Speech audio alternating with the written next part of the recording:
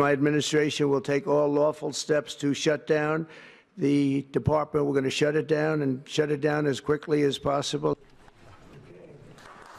All right, we'll get back to Amaya as soon as we can. A major shakeup for education. Tonight, President Donald Trump has signed an executive order closing the U.S. Department of Education. The move could make it impossible for employees in the Department of Ed to complete their duties, leaving students across the country and teachers in limbo. It is a move we've been hearing about for weeks. News 10's Mars Anderson joins us live from our newsroom tonight with this new challenge state education officials have. Hi, Mars. Hi, Ann and David. Yeah, this is a landmark decision with the goal of returning educational control back to individual states. However, education officials and advocates say cuts to staff and now the department's closure will impact every single student in the Mitten State. We have to push back and we have to say that education dollars are important. An executive order to close the Department of Education is sparking nationwide concern.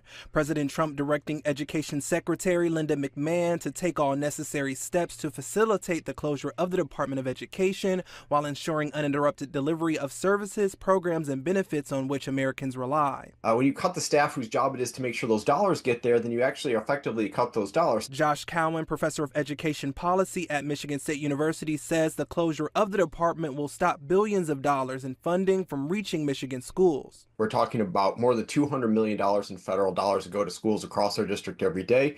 These are schools in Ingham County, Clinton County, Shiawassee County, Livingston County. The bulk of the funding goes to the neediest communities proportionately.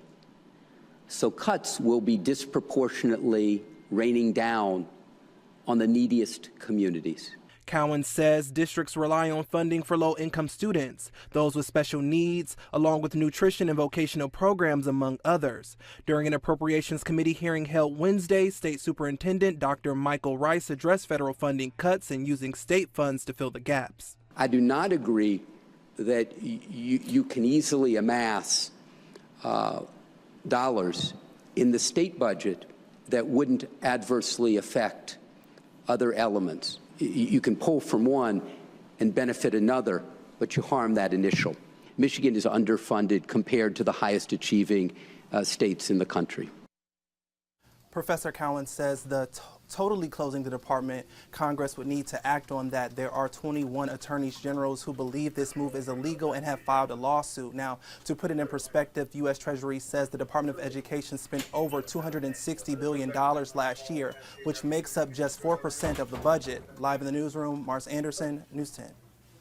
All right, Mars, thank you. Snowfall on the first day of spring.